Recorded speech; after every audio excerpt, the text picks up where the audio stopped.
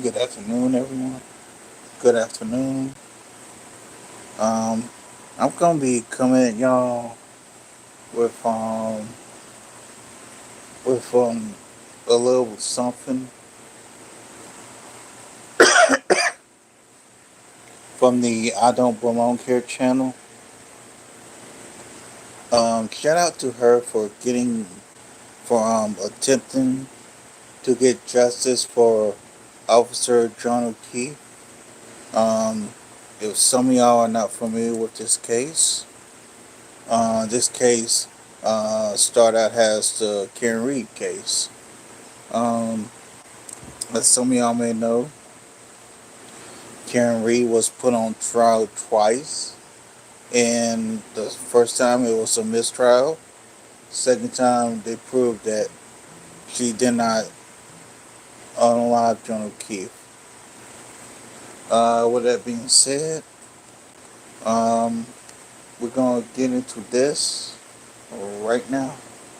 And once more, shout out to I Don't Belong Here. Let's get into it.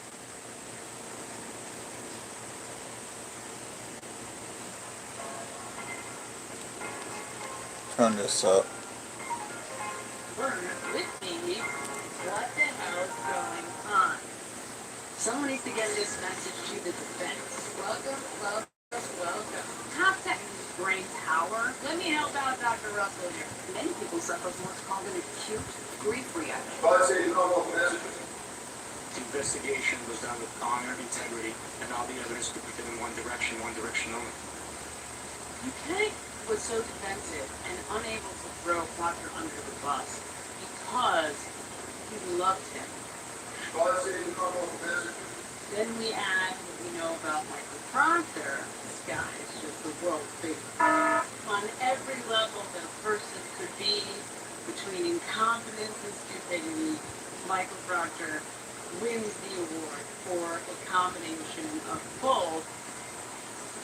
They killed him. Who are all the powers that be? That's it. That's what happened. So she doesn't actually want them to get here quickly, and that's the reason why she doesn't say there's an officer now. Meet the Bar Association of Norfolk County Person of the Year. Oh my God! See? Idiot.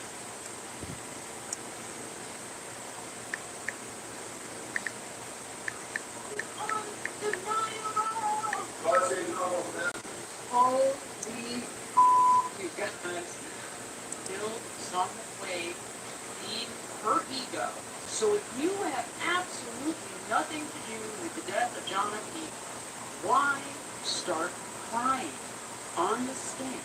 Hank Brennan deserves an award for being the most unlikable human being that the world has ever seen. Consciousness of guilt. I would really like somebody to do the right thing in this case. Sergeant Barrows, is this the condition of the right rear tail light? Absolutely not. At no point did you wake up or go outside and say to somebody, why are you here? What if there was a gunman? You don't know. How do I know? There's 40 cops in front of my very small front yard. That's the bedroom window. Here's Sunny. Sunny barks if you walk by my window and sneeze. I wasn't going to record a video today, but then I stumbled upon this. Peter met with Adam Lally for lunch. During this lunch, Adam Lally told Peter that he knows the poor person. Oh, this is not good. Now you're starting to see the blurs easier. See those two blurs? From moving around. He absolutely knows it will not be carrying a fence team, which you have to worry about. Moving the fence, which you like. A juror explaining why she voted to acquit Karen Reed of that second-degree murder charge for allegedly ramming her SUV into John O'Keefe during a blizzard in 2022. A collision did not occur. Any innocent motive to faulty police investigation? And the toughest moment for her, hearing the derogatory text messages about Reed sent by homicide investigator Michael Proctor just hours after he got the case. Whatever time stamp was on that phone call, easy time, that she did, that's right. And she deleted it. Let's make sure to pin it on this girl who I hope kills herself. That's a class act. You are a class act. Definitely someone should give you a gun with that. 100% sure that Karen did not do this. Number one is I'll be back in a second, y'all. about his amazing supporters. He supported me and my team financially, more importantly, emotionally, for almost 4 years. And the second thing I want to say is no one has fought harder for justice for John O'Keefe than I have. How dare they? God save the Commonwealth message. Hello, everybody. You can probably hear me. Tell me you can hear me. Welcome. Welcome to the I Don't Belong Here show. And I'm your host, Samantha Ringo. I'm a behavioral scientist, a career psychotherapist, a 6-year psychology, a master of counselor.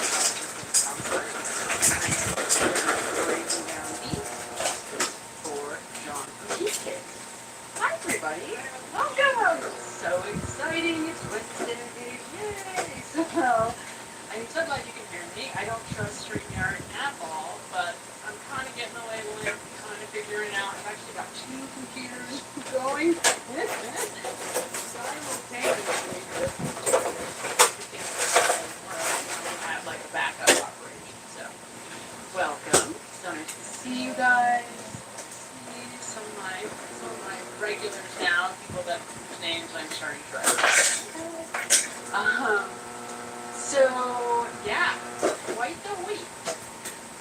And I have been doing a lot of investigating, into always, the usual stuff. But the thing is, for a long time, I've been investigating, right? So, looking at the Norfolk County Homicide Division, their sort of crew, right? Including Proctor, Lieutenant, Brian Kelly, kind of the most concerned or interested in. This week, we got a rare opportunity to see Adam Lally in the witness chair. How awesome was that? Oh my god. So, and it was very, very strange. So I'm looking, I know they're in the same courthouse as the Devon courthouse, but I'm looking into the courtroom, and I'm going, is that the same courthouse? Is this the same room that we all, that Adam Lally stood and sat in front of that witness seat? I couldn't believe it. I almost died. This can't even be happening. So it was quite the poetic justice moment seeing Adam Lally on the witness stand and talking about something that I have had my eye on for a very long time. And because I'm not an attorney, and I'm a true crime fan, like probably most of us, but I'm not an attorney, so I have these moments of doubt, right? But for a long time, I've had a working theory about the district attorney's office, Michael Morrissey's office, and everybody in that office. And I suspect, and we're going to take a very close look at this tonight, that my theory is correct, right? So we're going to look very, very closely at a bunch of compilations and videos I put together so that we can kind of get to the bottom of what the hell is going on with this group, right? Because, if you're watching, if you've seen any of the, I don't know if that was hearing, right? I don't even know what to call this display where Adam Lally was dragged into this, into the hot seat. I don't even know what to call this hearing. But we're going to take a much closer look at it, so we'll go through it all together. But for a situation, whether it was jurors from the cannabis trial, whether it was Turtle Boy and his attorneys, whether it's any group at all. A lot of the law tubers, a lot of them are my favorites, of course. However, a lot of folks don't want to call the incompetence that we see. A lot of folks are hesitant to say that it's corruption, right? A lot of people don't want to say that we're looking at outright corruption. They want to say incompetence. They want to say, apathy. Like I've heard people say that Adam Lemon just doesn't care, and that when he's in his witness stand in his chair a few days ago, he's emanating this air of oh, who cares? I'm this lazy guy who doesn't really give a crap about my job. But the thing about Adam Lally, because remember, I'm knee deep, you guys, I'm digging back through the archives at all of the old testimony from the first trial. And I'm talking about the crap nobody cares about. Just because it seems like even when I'm not looking and I'm just listening, even in the background, I'm catching things. And you have to listen carefully because the shit that you catch is really specific. So I don't know if you saw one of the more recent videos I put out where you catch all of the people in the house of Fairview McAlbert's telling a different story about these photos that Brian Higgins and Brian Albert were allegedly looking at. Now, this is a great example because how many times have all of us heard a reference to those guys looking at photos of something to do with the Marines and the sun or whatever, but when you listen closely, it turns out, wait a minute, they're not even all telling the same story. They're all telling 6 different stories about what the hell happened that day. You're kidding me. So, because of that, I really have to go back and listen carefully to pull all this together. And because I'm doing all this live action stuff, I am listening very, very carefully, but it takes time, you guys. This stuff takes hours of your life. It's really exhaustive work. It really, really is. So, as I'm going back through all of these little details, you're going to listen to a lot of Adam Lally. A lot more than I'm done. And it's funny, because as much as I dislike Ken Brennan, Adam Lally really gets under your skin after a while. He really gets under your skin. And you know why? Because he is a 100% grade A scumbag who flies under the radar with this veneer, right? This exterior, I'm this little pathetic, apathetic loser who doesn't really know where he is, and he's so disorganized, and he's kind of messy. But as it turns out, that's all part of the show. That's all intentional to get you to not look at him. To get you to not see who this guy really is. And when you're going back through all this testimony, let me tell you how it's impossible to miss what a scumbag this guy is.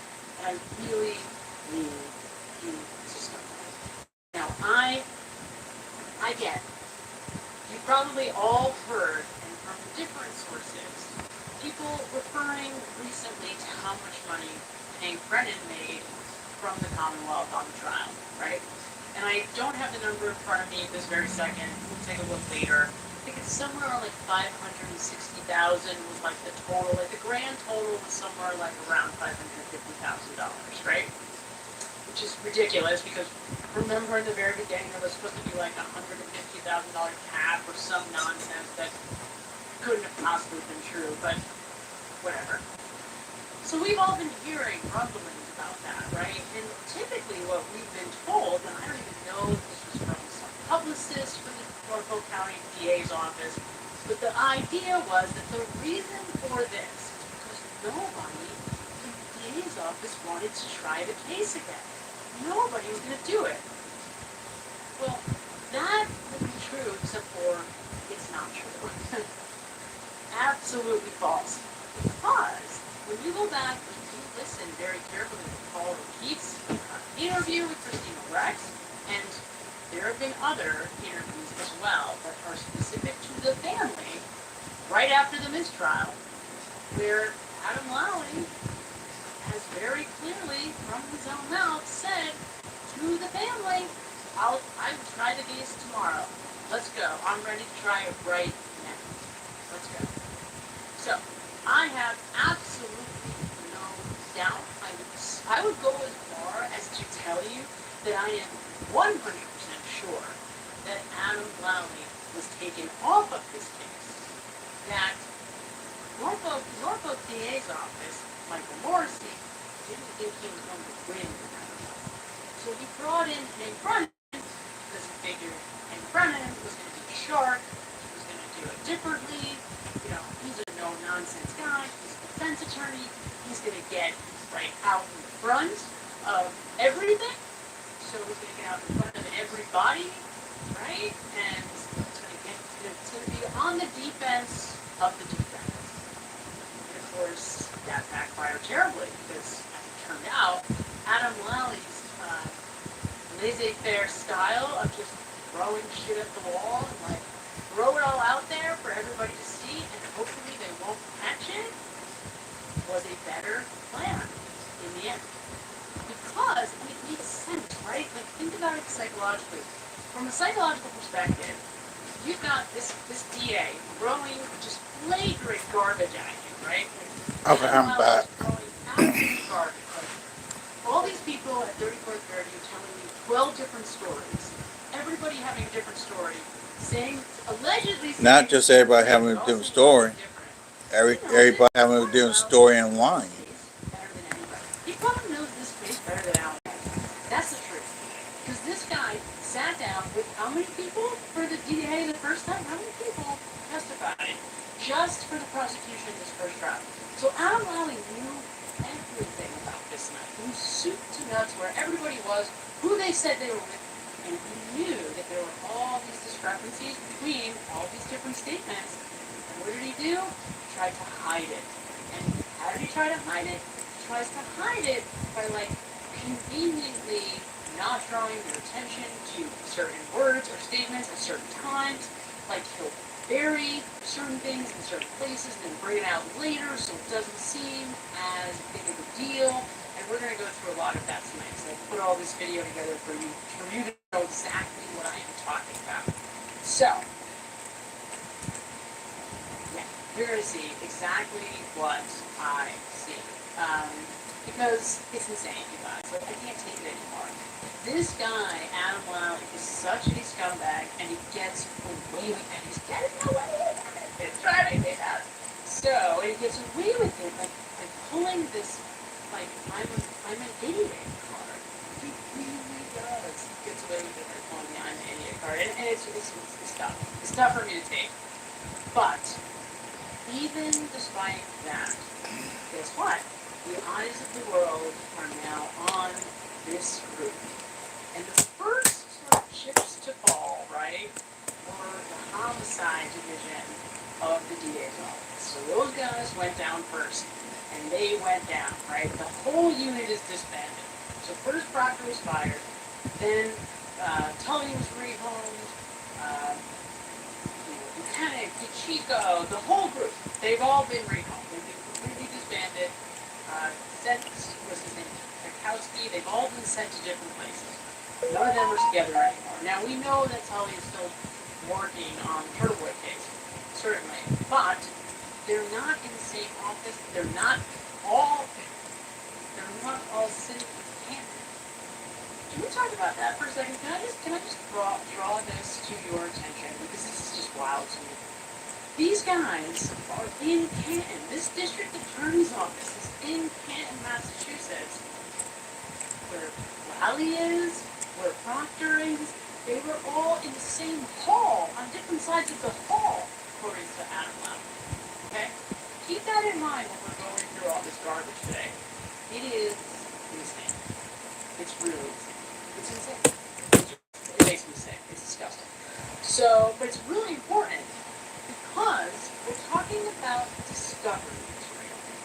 And one of the major problems that this is now, so the cops went down, and now we're starting to turn our attention to attorneys, and I saw somebody say it in the chat, let's hope that Judge Filoni ends up being the last to fall. That would be so poetic, right?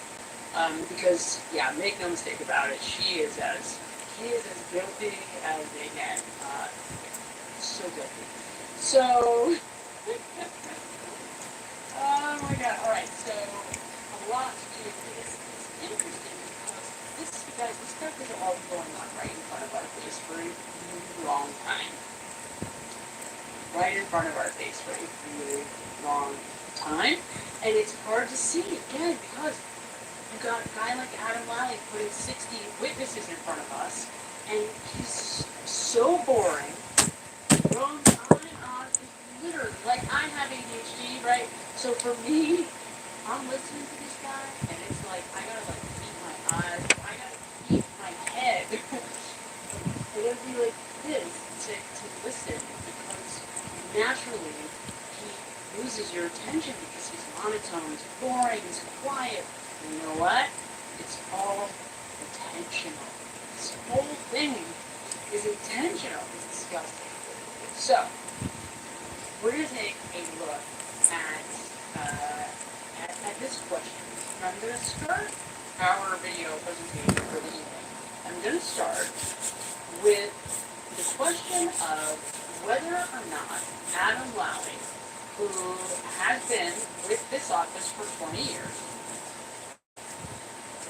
I'm going to start with whether or not he is apathetic. Okay, so that is the question we're starting. Is this just apathy? Is he just like, I don't really care, this is just some stupid job, right? That's sort of the, yes, somebody said it, I see somebody said it. I told you, hey Samuel, you caught it, I went 2 days. That's how, I knew it. You know what happens? I get bored. I get bored and I'm staring at my hand. So I gave it 2 days. That was actually quite a long time. For me, 2 days. 2 days and I sat with like nail hardeners on and all this stuff, treatments. I'm trying to treat my fingers. Oh, it's funny. Anyway. Alright, so I am going to get started on this video, and hopefully we'll get to all of your comments as we are going through this as well. And I'm in the process of getting moderators. I know I need them really badly, so they're coming. I promise you they're coming. Okay. So alright, so I'm adding this. Agreed. 100%. Alright, so. Today's elite prosecutor is the first Karen McLeod. Help this. Pause this for a second. Eventually, I do want to go through the testimonies of each witness in the case. Eventually, but just not right now. But somewhere down the road soon. With that being said, let's listen to this here. Stand in a Vickers murder case with ties to former state police investigator Michael Proctor. Amy and Adam Lally was questioned about how he handled evidence that was supposed to be shared with the Miles King defense team. Amy Lally spent almost 2 hours being grilled on the stand here in court today. He was being asked why he didn't press Michael Proctor harder on turning over information, turning over evidence over to the defense team in the Miles King case. Norfolk County Assistant District Attorney Adam Lally in the hot seat Monday. I didn't get all 6 search warrants from Joe Proctor. You did not? I did not. Explaining his role in the investigation of Miles King, the man accused of the 2021 murder of Marquis Simmons in Milton. Lally was grilled by King's defense attorney Rosemary Scapiccio, who questioned why he was taking so long to share discovery evidence with the defense as required by law. Alright, so we're going to take a pause here. A couple of really important details. Number one, it is not a coincidence, you guys, that these are search warrants. Keep this in mind, okay? So, the search warrants is a important detail you'll hear, like, I took these news clips just to kind of start with. We're actually gonna go right now into more of the actual trial, just because it's more of an overview. It's a little bit less, doesn't drown on and on and on, or drone on and on and on.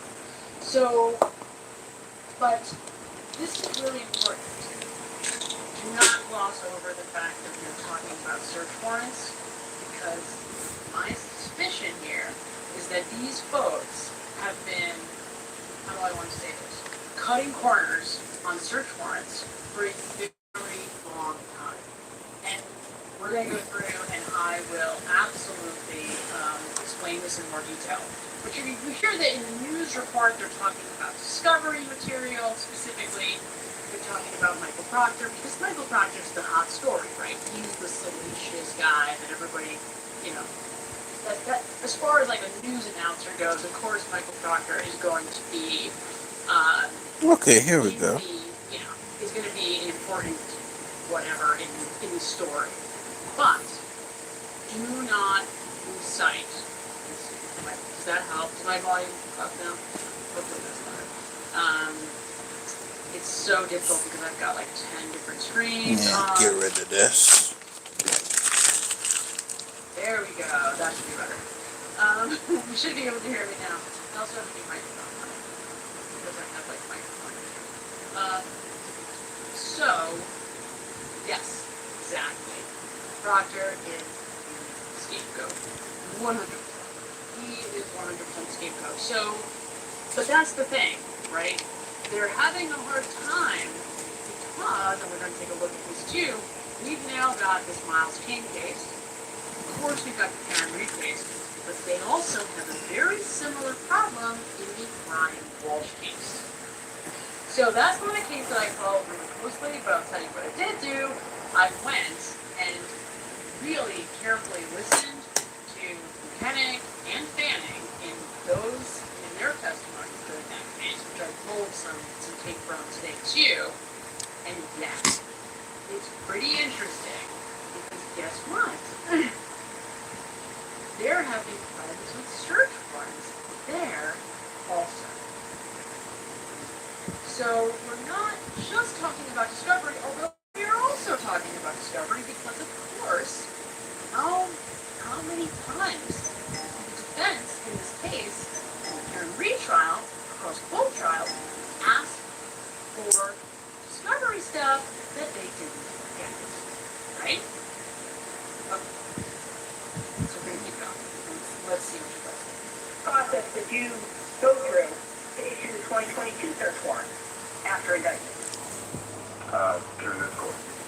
I'm sorry? Through this court. You went to Superior Court and asked for these search warrants, is that right? Myself personally, no. Well, did you notify defense counsel that you were asking for search warrants in a case where a client had already been indicted? No. Do you know whether or not there's an obligation on behalf of the district attorney's office to notify defense counsel post-indictment if you're moving to request additional search warrants?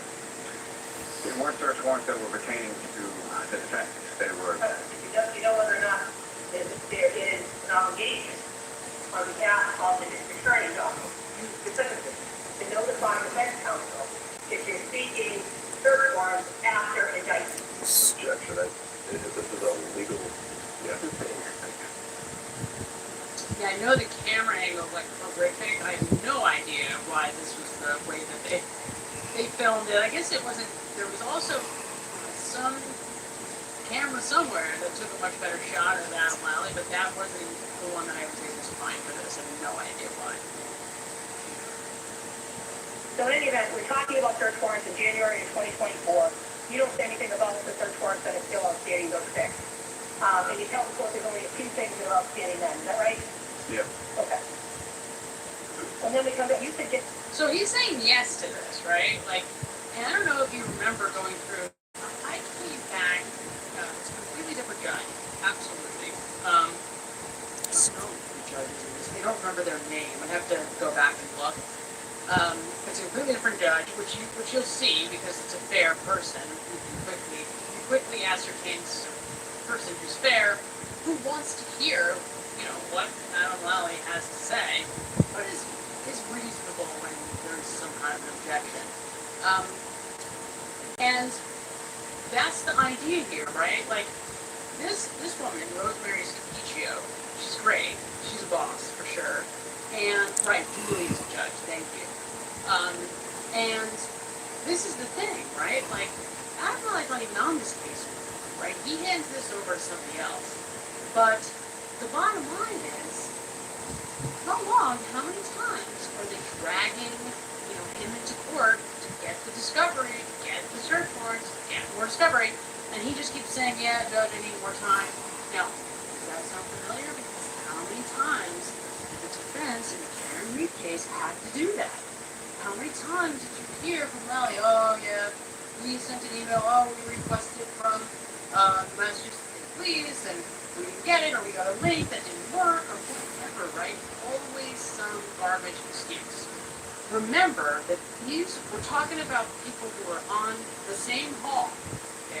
This isn't even like another building somewhere down the street. We're talking about the same building. Like Michael Proctor, who's the person who signed the search warrants in this case, was down the hall at this time. And we suggest March, and we come back in March, is that right? I believe so, yeah. Okay. Then in March, you tell the court, Your Honor, as far as discovery goes, we're in fairly good position.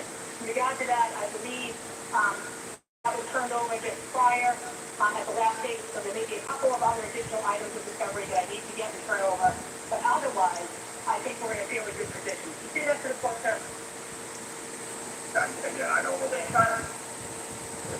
Yes. The transcripts in the FDR, what's on the FDR, what was said by who and when is all a matter of public record, and we can look at the FDR and get it. So specific quotes and what was said, what was represented, that's part of the record, and we can. Well, you just have to set it up so I can ask the question that I want to ask. Great. Thanks. So, after having made that representation to the court, did you do anything to get the fixed search warrant? No. What were the opening matters as far as you understood back in March of 2024? I don't recall exactly what we were talking about on a court date in March of 2024. So here's the thing that you want to keep in mind, right? Oh, this is Judge Peter Krupp. Who is the judge? Julie is somebody, is that the judge for Aiden? Is Julie the judge for Aiden or for Walsh? That's a super familiar name. Keep in mind as we're going through this, okay, that we're talking about search warrants. So why do you think that he might have an interest or investment in not turning over search warrants specifically? Because, make no mistake, these are not an accident. It's not an accident that the things he's not turning over are search warrants, just like it wasn't an accident that the things that he wasn't turning over in the Karen Reed case were ring videos or other videos. Did he note that was refresh your memory as to what was outstanding at that point? I might. And would they be in your file? If they were anywhere, that's where they would be, yeah. Okay? Now, other than the discovery motion that we filed, did we also file a pretrial conference report in this case? That I don't recall. Okay. But you understand, normally we file a pretrial conference report where you agree to give you what I'm asking for, and we just agree to file motions on stuff we can't agree on. Is that typically how it goes? Yeah. Okay. And you don't remember signing a pretrial conference report, nothing you did, you just... Don't recall every time. Okay. And then we talked about the meeting with the state police. Did you have any meetings with the Milton police regarding outstanding discovery? In person, maybe not. Did you send the Milton police the same type of discovery request that you would have sent to the state police? Yes. And did you follow up with the Milton police the same way that you say you followed up with the state police? Yes. And did you follow up specifically with Lieutenant Collins? Yes. And so, what in your mind was outstanding on the Milton discovery that you were communicating with Lieutenant Collins regarding? At what time? This guy is such a doofus. Again, it's the same type of information that you asked about before. This guy is a doofus. Or any material that they might have pertinent to the case. So whatever the Milton police turned over to you, did you have notes of that somewhere? Yes, Or there's an email back and forth between you and Milton about what transpired? yes, Okay, did you have any trouble getting information from the Milton Police Department? no, When you got the things, did they return your email and give you what you were looking for? yes. Were there any reports from the Milton Police Department that you say you didn't have before you turned these over to AKA? There was one report, yes. What was that report regarding? Mr. Turner. Sorry? Mr. Turner. And what about Mr. Turner?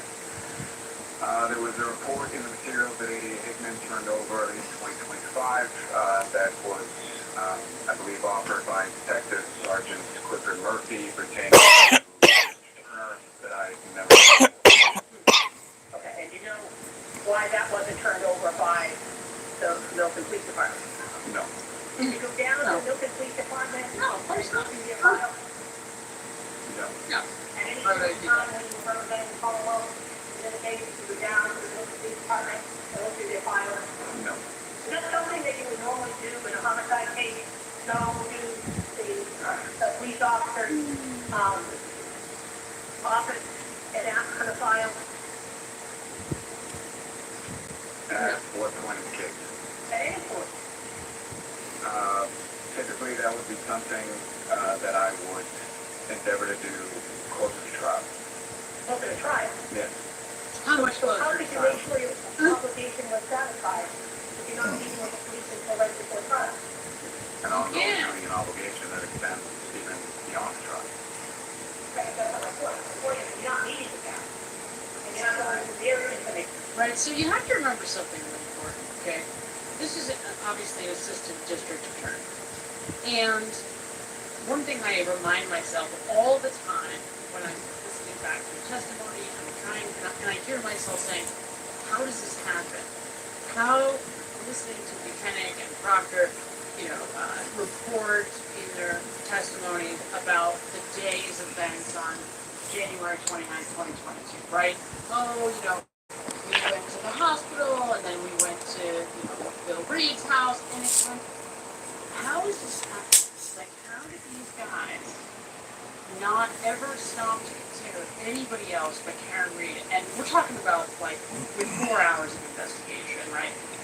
And you go through all the configurations, are they just, lazy, stupid, corrupt, biased, and the truth is, they're all those things. But the real question that you have to ask yourself when you are watching Adam Lally, and this is almost over, I don't do the whole thing, is why do these people feel like what they're doing is okay? Who is co-signing this, right? So, many, many years ago, before I was afraid to have any responsibility in life, right, I decided that I was going to go to school for industrial psychology, and so that's like management science. So I did the whole master's degree in management science, extraordinarily boring, and, it basically was just a way to learn something other than just psychology. And I'm glad I did it. It was an enlightening experience.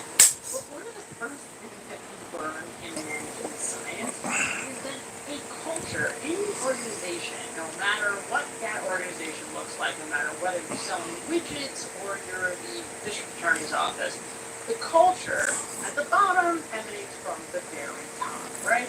So in this case, you have to ask yourself an important question. Who is at the top?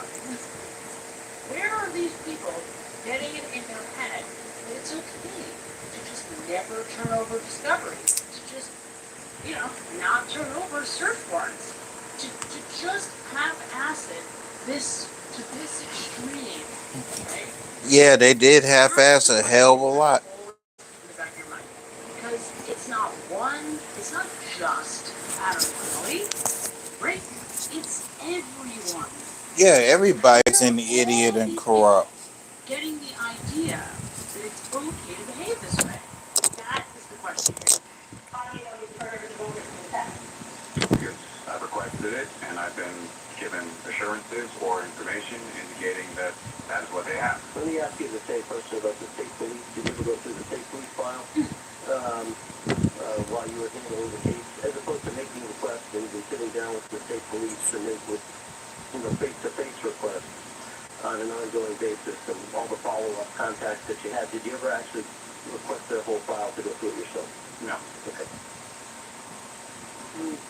And can you tell us what your policy within the Norfolk County District Attorney's Office of sitting down with police departments, whether it's state police or local police, and reviewing their files prior to trial? Not that I'm aware of, no. Okay. So first, how far in advance of trial do you finally sit down and go through, let's take the local police file?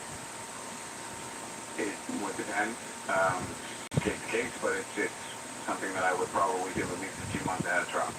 Is that the first time that you put your hands on the actual clock, or are you still dependent upon the Lieutenant Collins and other officers to give you what you're looking for? That would be a time where I'm actually like, let me see the file and ensure that I have everything to do that. Is there Right. any prohibition to that meeting that you have a couple of months prior to trial happening right You ain't after? got no notes.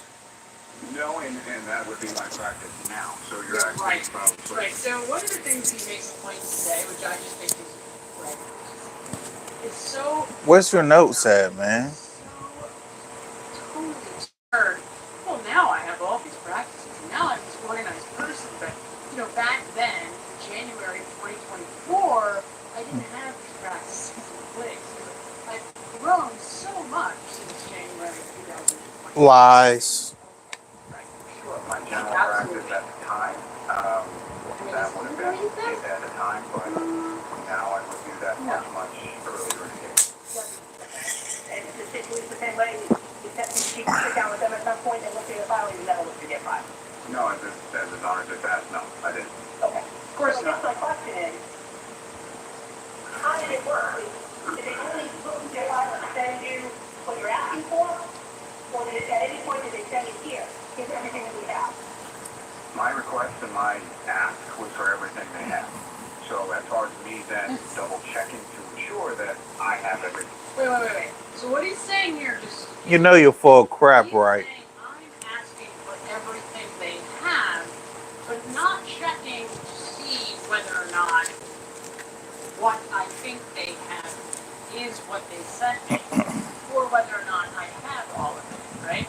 So there's no system in place for him to determine, oh yeah, you know, they still own this certain ones, or this is still discovery material that is, you know, not been turned over yet, and I better go, you know, hunt down this cop, or this investigator, or this whoever to get that material, because it is my legal obligation to turn that over to the defense. And now think about what the ramifications here are. We've already seen, right, Aaron Reed be acquitted completely, thank God. And now you've got Miles King, who's killed somebody, and most people seem to think that, you know, he's pretty good for it. Now again, I have no idea. I don't know. But that's what it seems like. That's the indication. And then you have Brian Walsh. Now, I've not followed that case closely, but it appears that there's a lot of pretty convincing evidence that Brian Walsh, like, packed up his wife. So, these are situations where these people have gone so far beyond incompetence that it's very, very possible two totally violent people are about to be released back into the world because of this extraordinary, not only incompetence, but nefarious incompetence, right? Incompetence that really, it teeters on, like, it's hard to find the right word, because at the end of the day, what I suspect, and we're going to take a closer look at it, but what I suspect has happened here is exactly what most of us suspected happened with the Karen Reed case, right? These cops believed, because they believed Brian Albert, because Brian Albert had street cred when it came to Michael Proctor, they knew of him. They knew the lore, the mystique of Brian Albert. And so, of course, when Brian Albert and Jennifer McCain right? A local girl who everybody probably knows, either one of her sisters or her parents or whatever.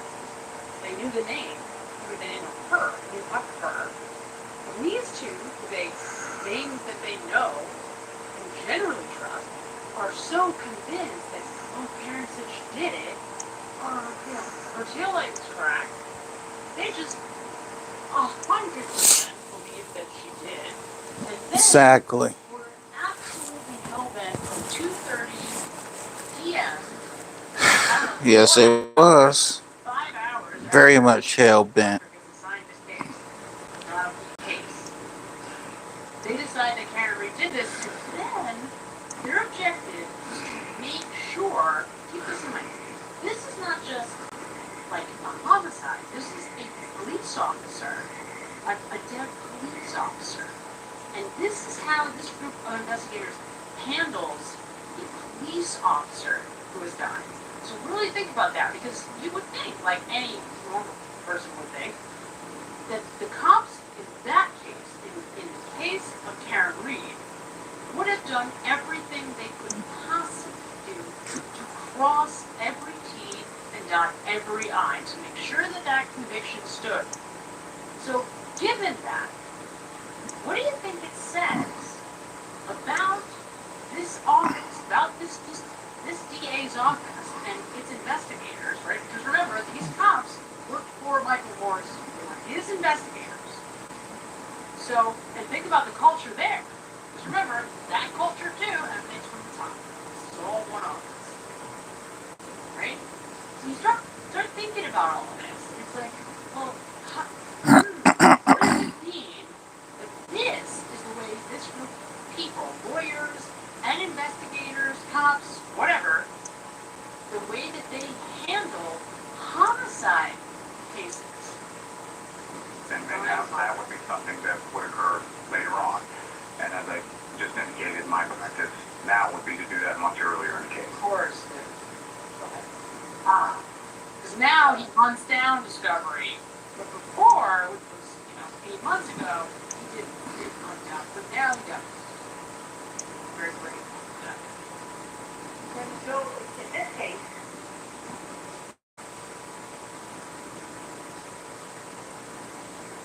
you knew we had picked a September 8th trial date, right? I was aware, yes. Okay. So you knew the case was ready for trial on September 8th. When were you planning on sitting down with the Milton Police and going through their file? And the case was reassigned to ADA Hickman around the time that we selected the trial date. I don't know that I had a specific plan to do that. I did have a specific plan to meet with ADA Hickman to go through the file, because I'm sure that she had everything that was there.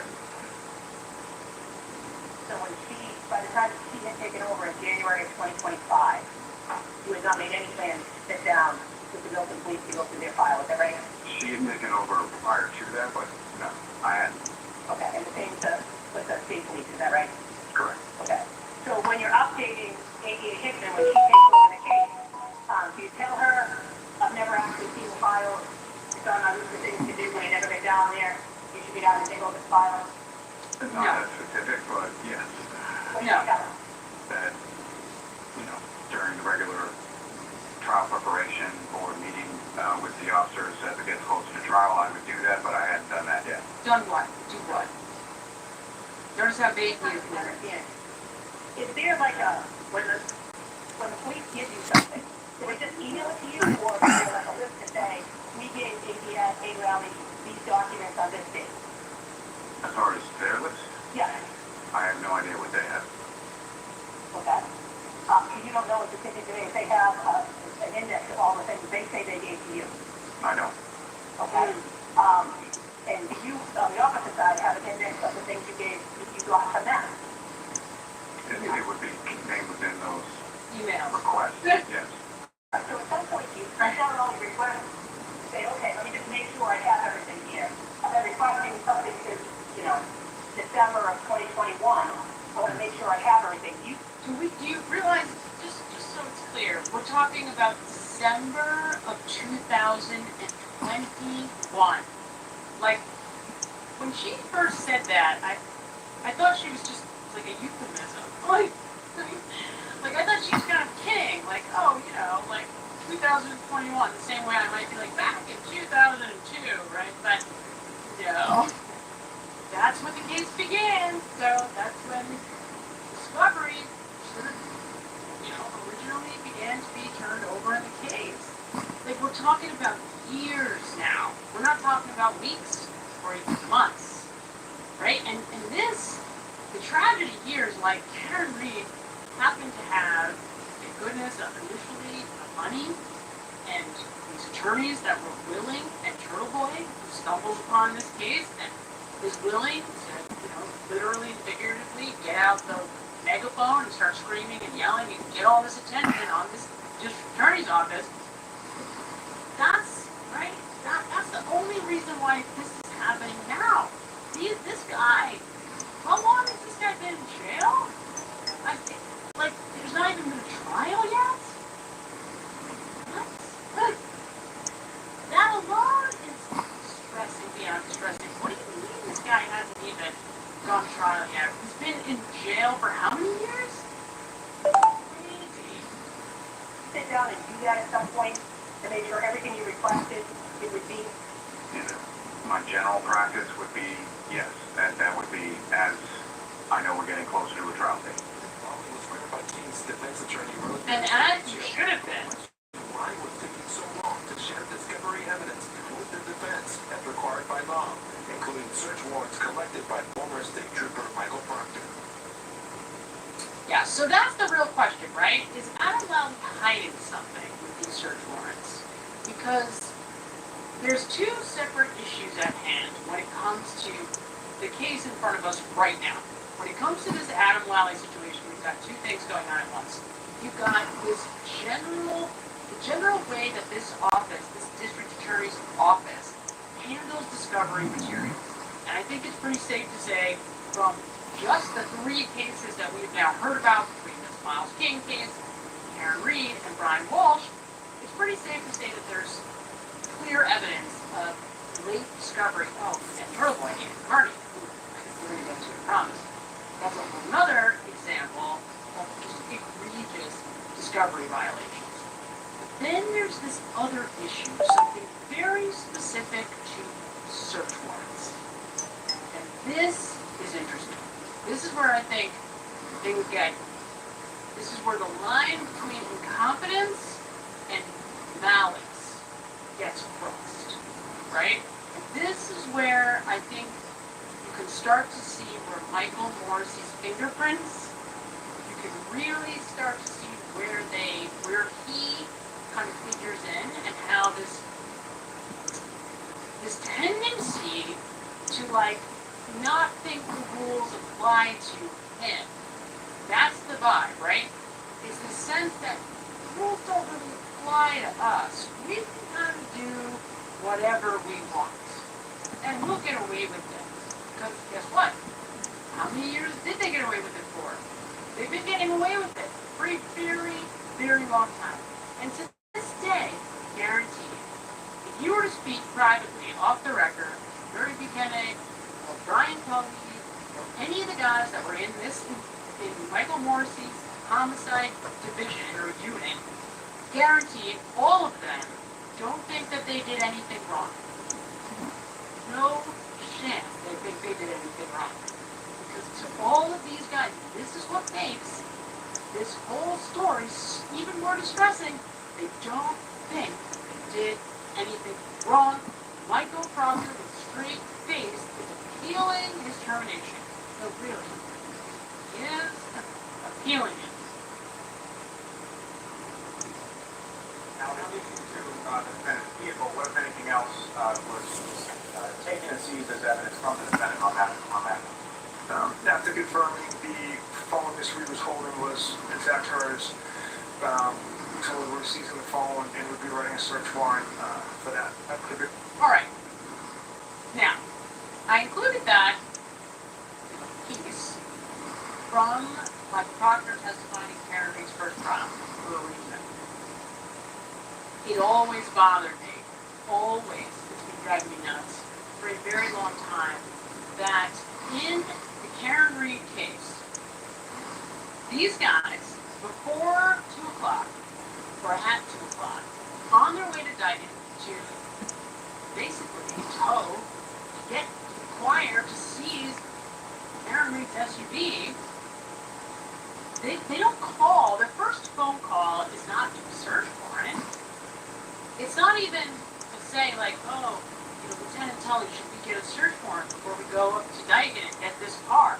There's no discussion about that. There's just call the tow truck. Go get the Dayton PD. Have a uniform presence on the site, on the scene.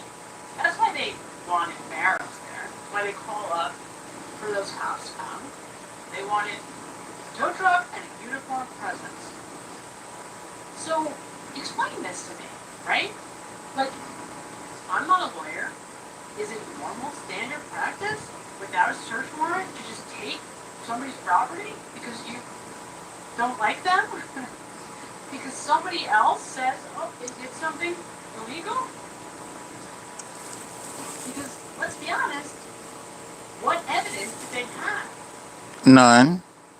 They have no evidence. It's the decision of the judge to decide whether or not there's enough evidence to secure a search warrant to take somebody's personal property? Like, why do these guys get to decide that? Right? Why is Michael Proctor making that determination? Now, that has always bothered me. But again, I'm not a lawyer, so, this is typical, by the way, Adam Lally, the way he asks this question, it doesn't draw your attention to the fact there's anything weird about that. It's just like, oh, yeah, we were just going to go see the vehicle. There's no, like, attention being drawn to the fact that there's out-of-sequence stuff happening. It's just, yep, we're going to go get the car now. Just so disorganized. Something's not right about that, right? And in his scumbag ways, Adam Lally tries very backhandedly to offer the subtle explanation throughout the first trial with questions for Proctor, Bennett, and Brian Tully about this very thing, which we'll get to see a little bit if we get to it. So he tries to provide us with an explanation without asking anyone that question directly, without drawing our attention to the fact that they did not have a search warrant when they went to Karen Reed at her father's house in Dayton at 2:30 or 3:10, whatever it was, when they actually show up at William Reed's house, get Karen Reed's cell phone and SUV. He does not want to draw your attention to the fact that there was no search warrant or even a discussion about getting a search warrant. By the way, when does a search warrant appear for that SUV? Yes. Guess how long it takes this group of cops to get a search warrant for that car? Yes. And to me, this is the part that I just don't understand. I don't understand how that's okay. We'll get to it, I promise. But I want to know what you guys think. How long do you think it took these guys to get a search warrant? If you don't know, just guess. Weeks. Months. Well, I mean, in this specific instance, the state police is attached to the DA's office, so it's the same building. So whether it was And building. Lyons Hall, there in the hall, I don't Lyons Hall, here in the hall store. All right, so I included this, obviously Mark Barrows connected to the world, but in addition to that, this is important because here is a clip from Young Turks where Barrows explaining protocol, the process around search warrants. So in a real-life DA's office, not Norfolk County, how does this happen? What is the normal protocol? Because again, I have no idea. Right? I have no idea what the normal way to get a search warrant would typically be. What's the process here? So when I heard this, you had to peel me off the floor for a second, but certainly it made sense. At the beginning, in the story, is the flawed procedure or lack thereof and process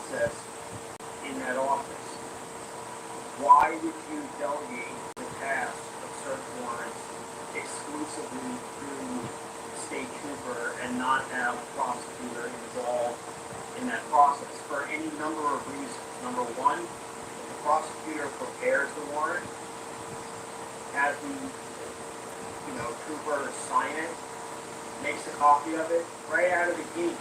I don't need to ask the trooper for the warrant. I have it. That's number one. Number two, you want to make sure that there is probable cause contained within the warrant. You want to make sure it's drafted properly. You want to make sure you don't get too cute. You don't reveal things as a prosecutor you might not want to reveal, or say things you don't want to say, or make sure there are things that you do say. Why would you outsource that? I want to try at least go through all of this whole live stream she did. If I don't get all of it, I at least want to get 80% of it. Go over it with him, have him or her sign it. You sign it. The prosecutor will sign the warrant. Bring the detective down to court, and you know who else is going to court? DA. A lot of the time. Just make sure if the judge has any questions, which the judge has a right to do. Most warrants are rubber stamped. But why wouldn't you do that?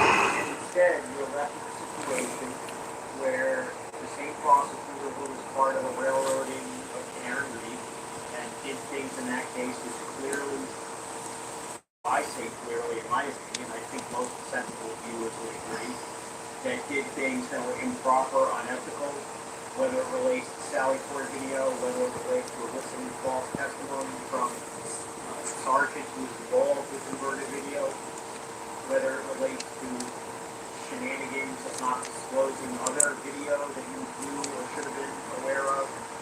Yeah, I mean, right. So this was important. I would never have known that, right, outside of what, like Law and Order, where you actually see some, completely fictitious television show, how the police and the district attorney's office are working together. Why would I even consider that it's supposed to be the DA's office who's ensuring that search warrants are prepared and carried out correctly, right? So, but here's the important point of this. There's three different people, groups of people involved with a search warrant, right? You've got cops, you've got lawyers, obviously, and then you've got judges who sign off. So you tell me, okay, how is it that at no point any of these judges, at no point any of them stopped and said, I'm noticing a pattern here. I'm noticing a pattern where search warrants are not being turned over in discovery. I'm noticing that, discovery is taking longer, than it should to show up at all. How is it that this just keeps happening unless these cops and this DA's office has a list of judges that they know that they can go to who are just going to rubber stamp, right, as Bettero says, whatever they're asking for, even if it's after the fact. Right? And remember, none of these guys have ever had this kind of attention on them. And that's really important if you're trying to think through, how does this Karen Reed case happen? How does it happen? Just every aspect of this. As Gina says here, right? Some real murderers could get off because they wanted to pin it on the girl, right? Exactly. They are so sloppy. But that's the thing.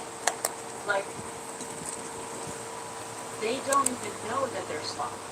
They're such, it's like, we can all look at this group of investigators and we can see just the level of incompetence, but the thing about Michael Proctor that always struck me, and the reason why it was always very obvious to me that he is a nothing, there's no world where Michael Proctor does any of this shit by himself. No world where the guys above him are not totally aware of planting evidence. There's no world where Michael Proctor goes to the bathroom, to avoid being vulgar, right, without his superiors knowing about it. Because he's a nobody, he's a nothing. But think about how he doesn't think think twice about telling his superior officers he's looking for nudes in Karen Reed's phone. Do we all think that was a joke? How many of us think he was kidding when he said that?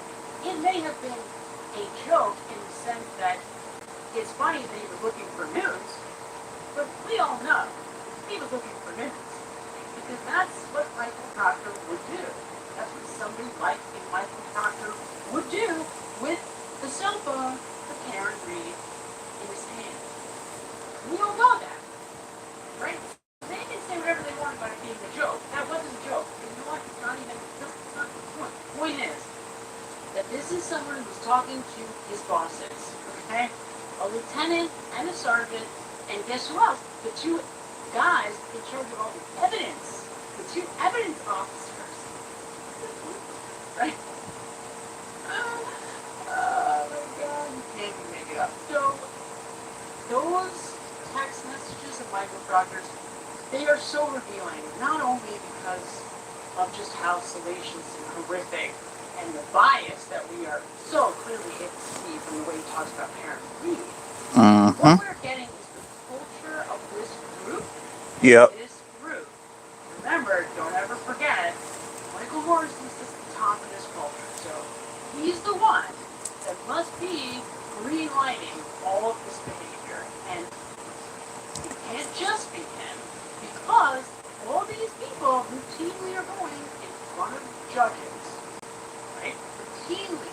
They've got to go in front of judges, what, every day?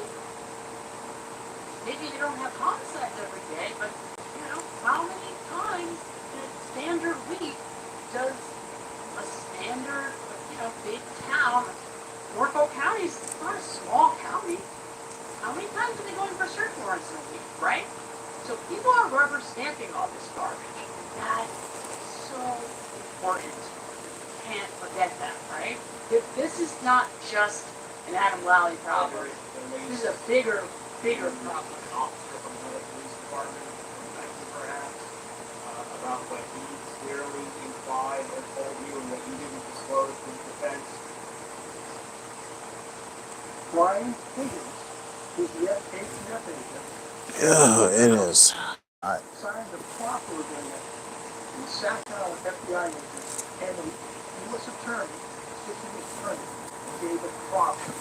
And that proffer was read out at some point, not the whole thing, where he then said, a girl with federal property, Brian, Dang, I forgot I got another line.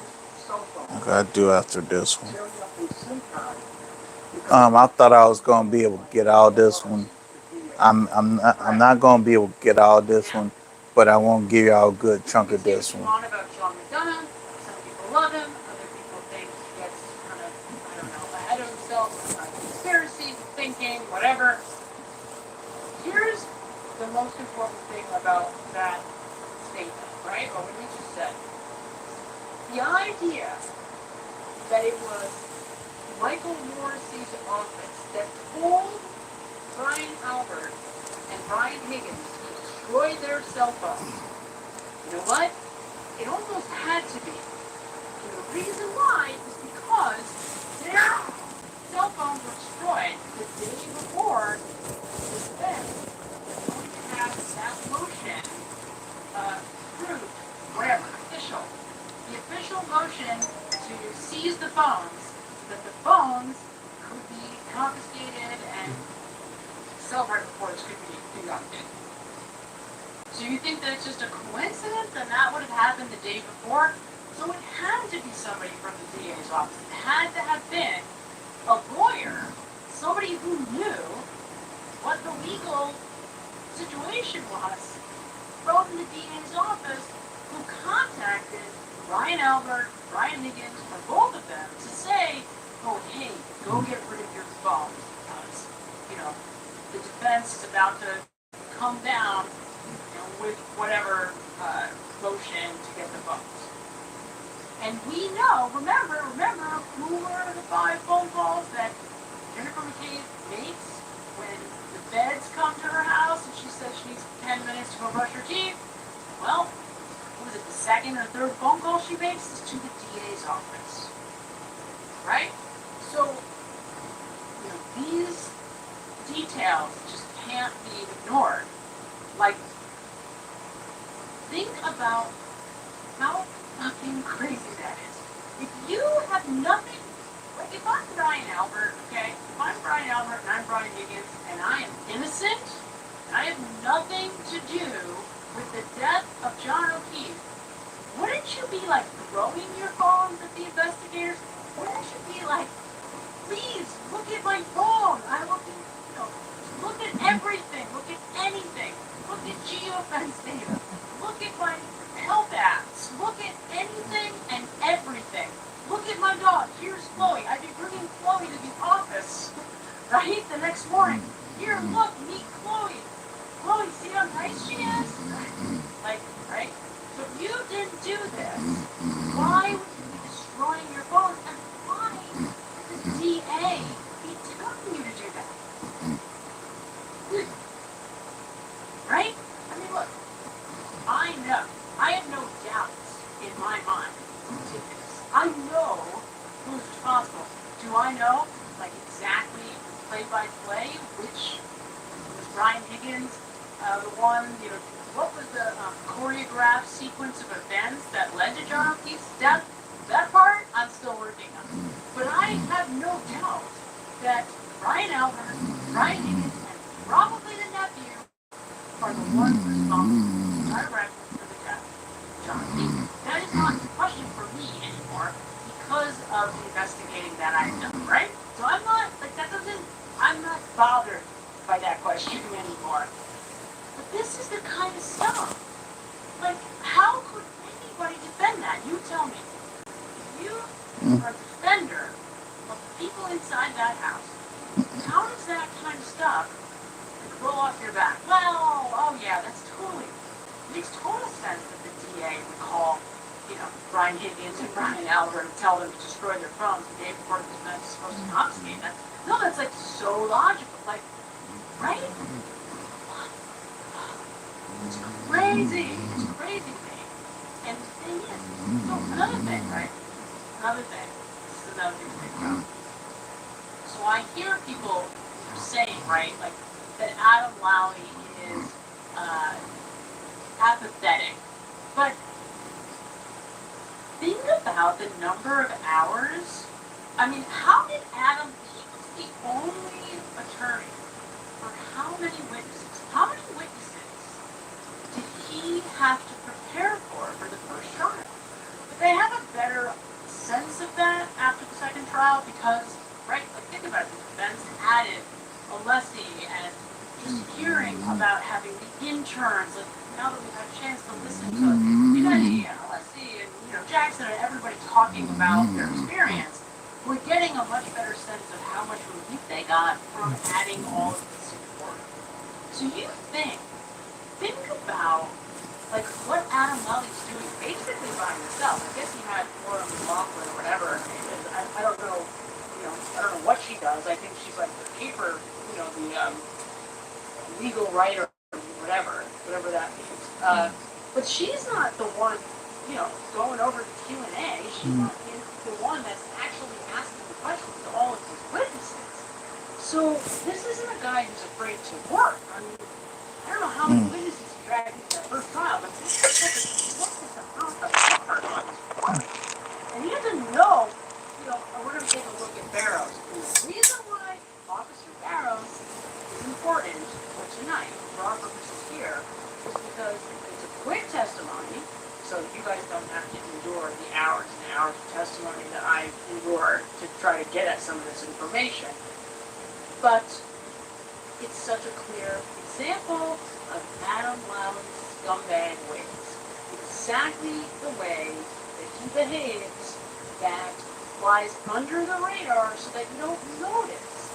So it's like, the Barrows situation is like the greatest example. It really, really is. Because you can see precisely how he kind of hides information right in front of you. He brings information out right in front of you and then hides it by making these insinuations around it that plants just enough doubt in your mind to negate whatever the information is that's being presented. And I'll show you exactly what I mean so you can see it. But it's crazy. Like, this guy is not a benign figure. He's a true scumbag. He really is. True scumbag. Oh, here's a great example. Perfect timing. I don't know this guy. I had to put during the driver's side, not the passenger side. the jurors may have felt tricked or deceived. Do you think?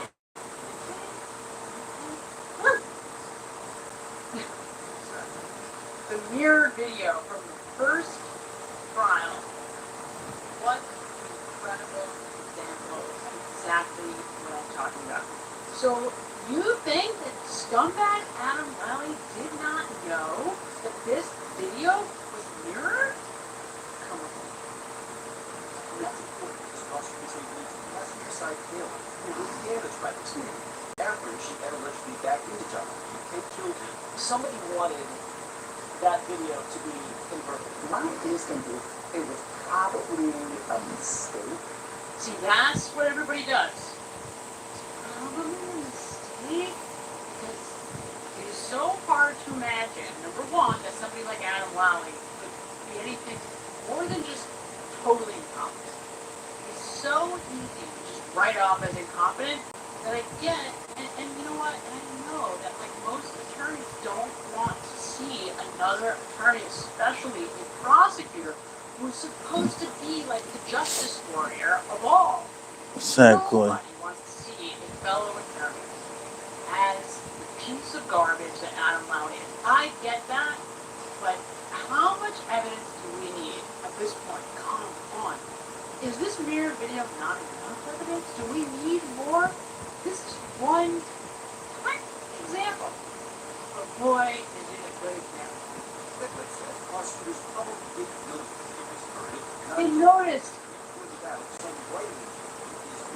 Remember that the prosecutor's office, in this case, the lawyers, prosecutors, are down the hall from the homicide detectives who work for the prosecutor's office. So when you say prosecutors in this case, around the Karen Reed case, they're kind of one thing, right? They're like one group. They're not two separate groups, like one group. So now, this guy is trying, I don't know who this person is, some attorney, is trying to insinuate that none of these cops, nobody knew, lawyers, cops, nobody knew that this video was mirrored? Nobody knew. Okay? Well then how did the clock stand get turned around? First, Edward says the potentially deceiving attorney would be risky for the prosecutor's career and for the case if it was exposed. Okay. Important. This is why I left this in this loose for you.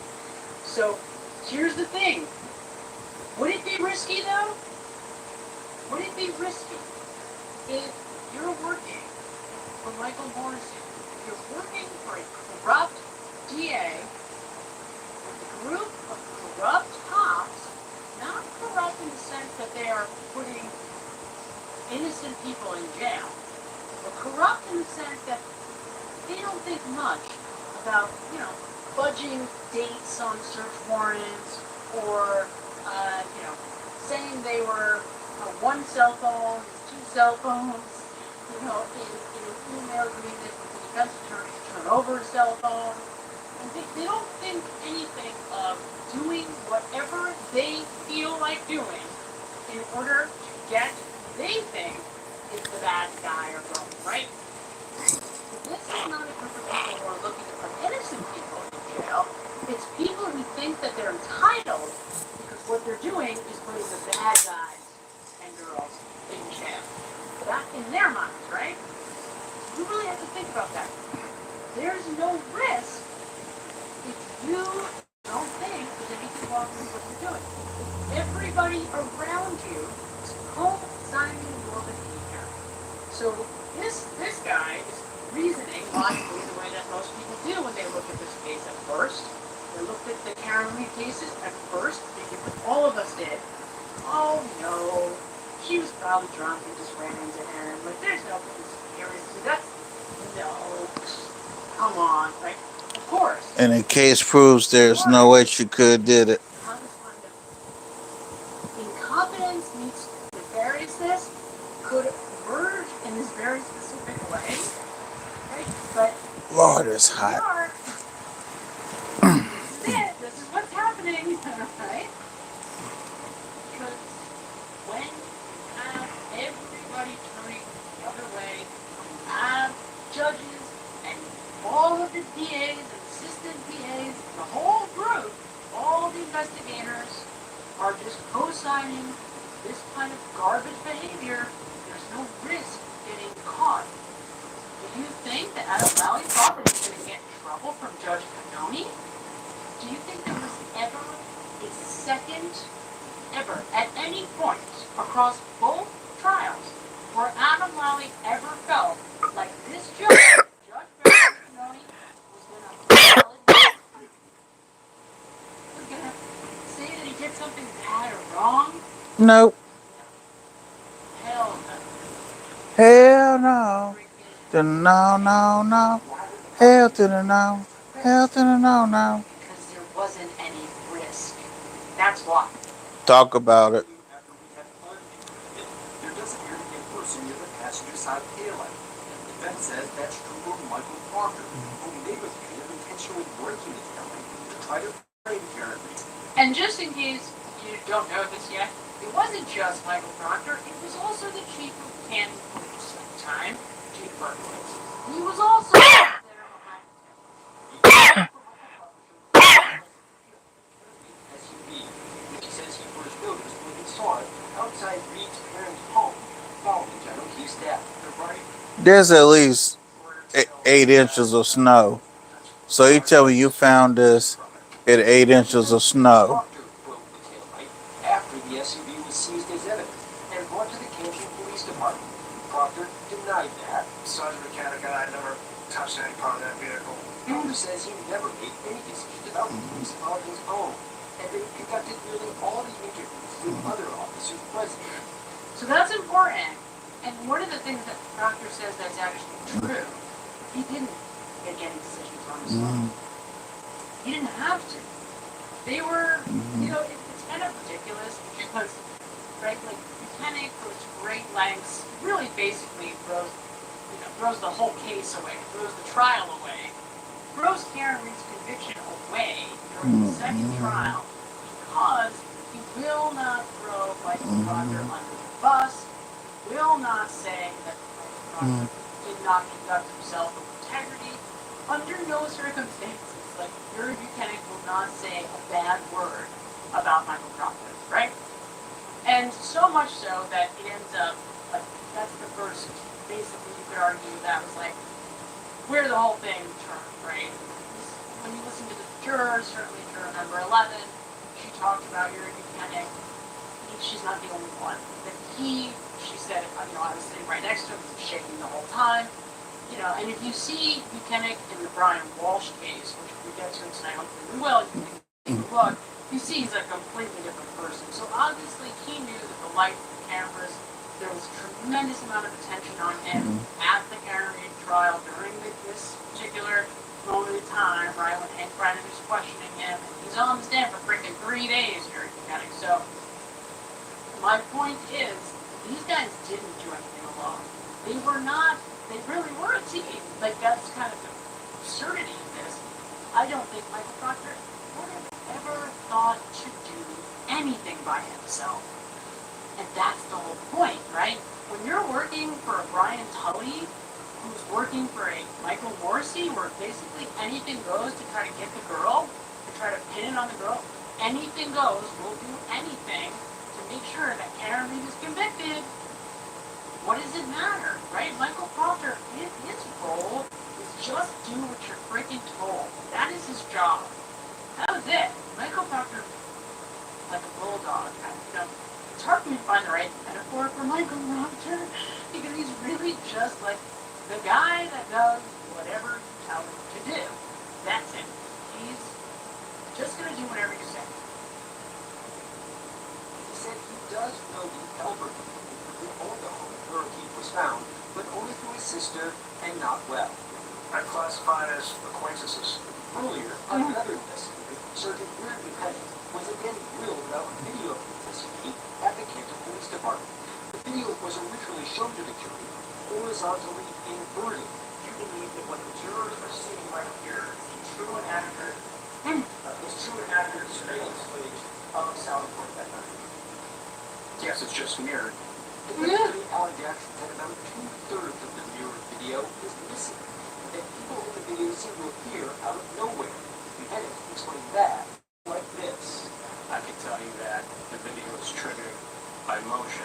It was clearly the right side of the car. They asked questions about the right side of the car.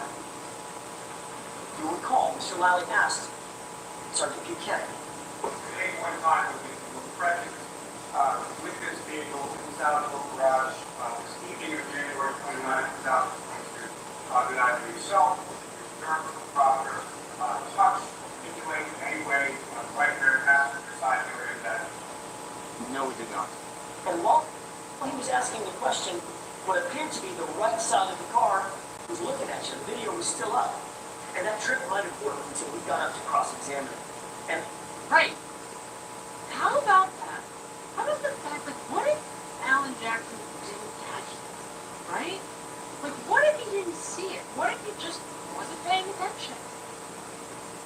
They were just snuck that right by. The jury never realizes that there's a whole group of people mysteriously coming and going right on the other side of the taillight, and all you can see is like little heads, like right behind the SUV, staring at and right in front of the taillight in question. It's insane.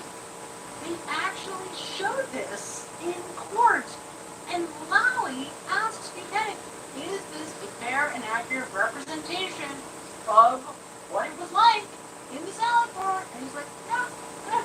Did you guys go anywhere near the right rear taillight? Nope, never. What? Right? It's like how this entire debacle, sham, was not shut down right then and there by the judge. Could you imagine if you're the judge on this case? Like, if that happened in my courtroom, like, I would have to have the entire, like, everybody would have to leave because I would be so furious, I would need time to calm down before I could speak in any kind of useful way. I would need everyone to clear out because I would be screaming top of my lungs. Like, how could you do this? Okay? But again, the answer here is really simple. Why not? This is what they've been doing for 20 years. This is how they operate. So what? What if it's mirrored? What? Change some video around. Who moved the time of the day? We'll just say it was motion activated. We'll just, whatever. So what? We'll just lose the videos that are important for the defense, or we just won't turn them over.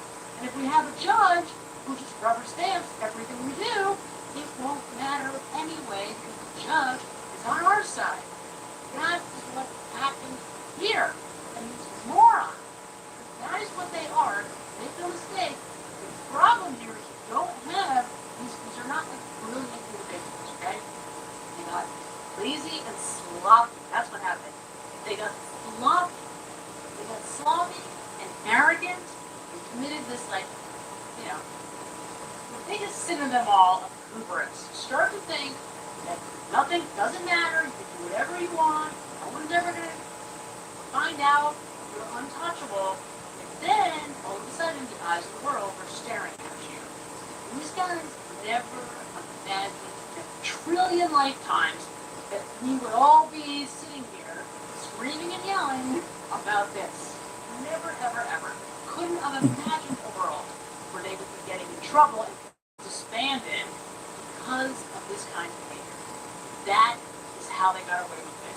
Because it's not just a Michael Proctor problem.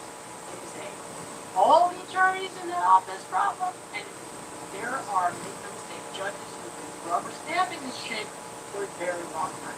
There has to have been. There has to have been, and we saw it. We saw it. Only then, on the second day of his testimony, did he have to admit that the video was actually inverted. It was backward. And it was cleverly inverted at that. The timestamp had the proper orientation, which means that timestamp had to be removed, the video converted, and the timestamp placed back on. I testify that this is an accurate scene. So based on all the evidence, I conclude that there has not been the candor required of all lawyers has not been demonstrated here. I find that there have been repeated misrepresentations made to the court by defense counsel, and I conclude that they were deliberate concerning the relationship with the ARCA witnesses. Okay. If you didn't know anything about this case, and I played that for you, you wouldn't blink an eye until she says, on the part of the defense. Right? And I Oh, it is hot. It's hot. It's hot. just like losing my mind, like not even being able to keep it together because of how unimaginable that sentence, those words were coming out of Judge Coney's mouth. You know what? That's exactly the point, right? Remember, this is Morrissey's like high school buddy. They both grew up in Quincy, born and bred, both their families, right? Like, these people know each other and have known each other for a very, very long time. This is a small community. Can't ever forget that, right? And maybe I will get to it tonight, and I think we'll have to get to it. I never get to all the things I want. It's terrible. There's so much. So, but we've got to see Kenneth Berkowitz's retirement party that was aired on local cable TV and cable TV. It's really boring, but man, it's an insightful thing to watch because you see all the relationships and how close everybody is. You see how tight Helena Rafferty is with Michael Morrissey, how many years they've worked together. You see how tight they were with Berkowitz. You see how tight he was. Even with like Josh Levy's office, right? Even with like the feds in Boston, you see how closely all people are to each other and how long they've known each other. How these relationships, they're more than just acquaintances. They are like, these people love each other, right? They love each other. Like, it's important. You're trying to figure out like how could this kind of garbage happen? And you start to see, oh well, this is how it's happening. These folks know each other. They've known each other for a long, long time. And it's just, like culture. Automatic. It's just how we do. That's it. How we do. I thought that you were a warrant that was executed on that vehicle on February 1st, 2022. I am aware. Okay, so anybody who was guessing earlier about when the warrant appeared for Karen's SUV, February 1st, 2022. So, they went and acquired her vehicle, seized the car at 2:30, or that's when they left to go to Diane, right? They call Officer Harold, they ask him to get the tow truck, meet over at Walter Reed's house. They all arrive around 10:30. That is when they immediately posted Karen's SUV. They don't have a search warrant. They don't have a search warrant until February 1st of 2022. So, how don't you need like evidence and a judge say you have enough evidence? Like at that point, what was the evidence that they had? Nothing. No evidence. These two morons who at some point saw, a high-speed car accident were like, oh, got one shoe, must have been hit by Karen Reed. It would be funny, like it would be hysterical if it wasn't just disgusting. It wasn't totally disgusting. So, I don't understand it. Somebody needs to explain to me how that is okay. How are they even allowed to do that? Right? Because some judge somewhere turned a blind eye and said, oh yeah, you had enough evidence. This is, by the way, the same group of investigators who swear up and down they didn't have enough evidence to go into 34 Fairview. No.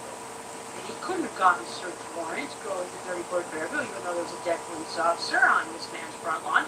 They didn't have enough evidence for that. They go take Karen Reed's car and stuff, no problem.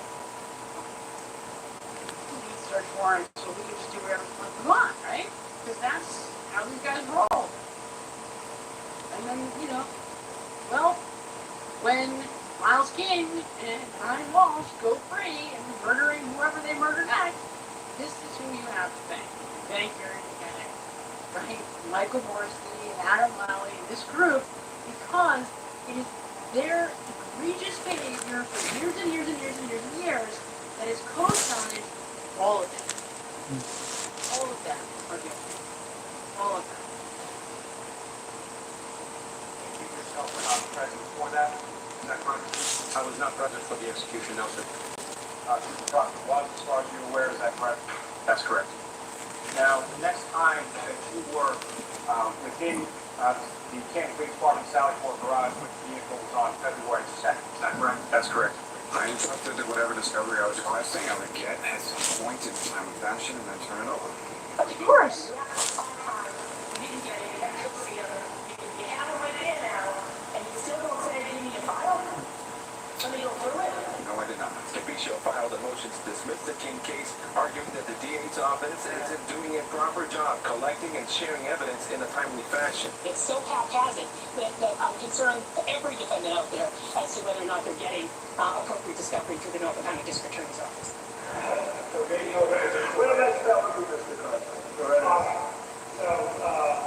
Okay, so now we're Who's this goofball? because now we're talking about Mr. Cosgrove, right? So this is the guy that was a judge who came out of judgeship retirement to, I guess, take over the Turtle Boy case, or the witness intimidation Turtle Boy case, and apparently now, and I'm sure most of you are familiar with some of this, right? This is the situation where for federal letters, this is where they come in. So since what, December of 2023? That's about, right? 'Cause that's about when Turtle Boy goes to jail, right? For that whole other, so we're talking about late 2023, early 2024, when they would have to start turning over discovery material. Okay? So did they do that? What do you think? Let's find out. So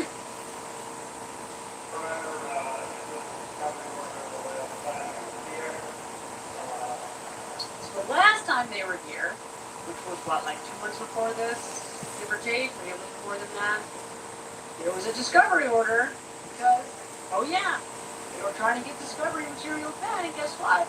They didn't have any. They didn't get them. So now they're back to do this again, and guess what?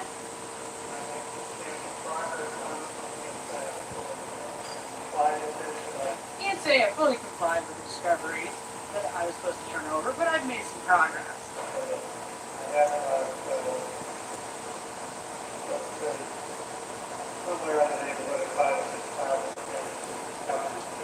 So he's saying that he has about 5,000 to 6,000 pages of discovery that he's turning over to aid in defense, right?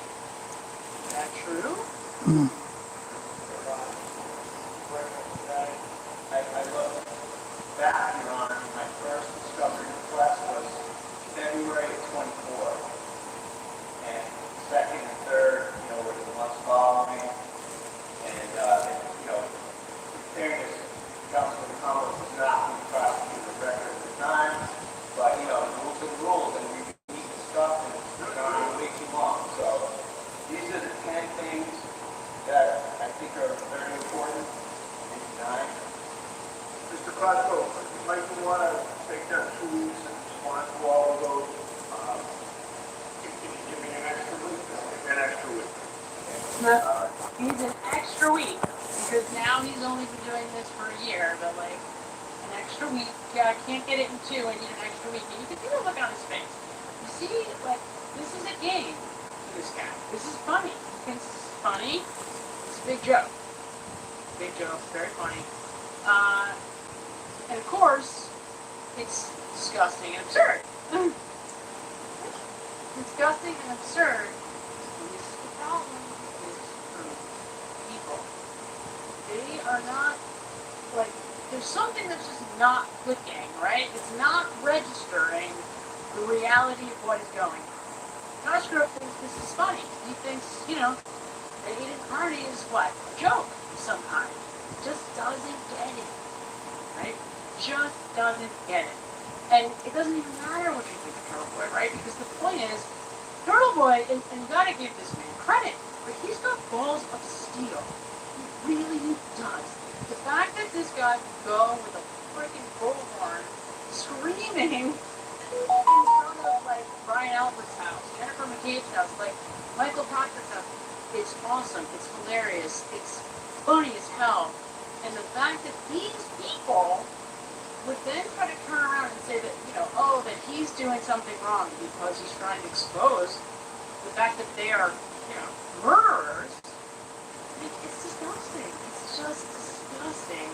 This was their way to try to shut him up, right? And, you know, the truth is, Cosgrove doesn't have this guy, to me, I've investigated him a little bit. He's like senile, he doesn't really know what's going on. To him, it's unimaginable that the DA could be as corrupt as he obviously is. So he doesn't understand what he stepped into. He really doesn't. And, you know, it's all a big game. Big games, big joke. It's very funny. Except that the walls are tumbling down, right? And it's very clear that it's coming down. The walls are coming down. So you can make a decision, Cosgrove. Are you going to be on the right side on this, or are you going to be on the wrong side? And of course, these guys are doing God knows what with this Peter clown. Like, is this really happening? The fact that we can take a look at the federal letters, the most recent federal letter that came following this hearing, is as it turns out, according to Mark Barrow, the 6,000 pages of discovery are 5,000 pages that are plain and or black out. Right? Well, that's a waste of time. Yes. And you know what? I agree with that to some degree. Liz, someone really can't see because of this stupid. I'm gonna cut this off right here, and I'm gonna try to follow it up Tuesday.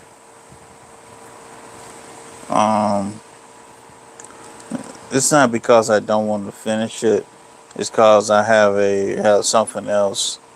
Another quick live stream I want to try to get done today, and I don't know if I have it scheduled or not, but something else I want to talk about too.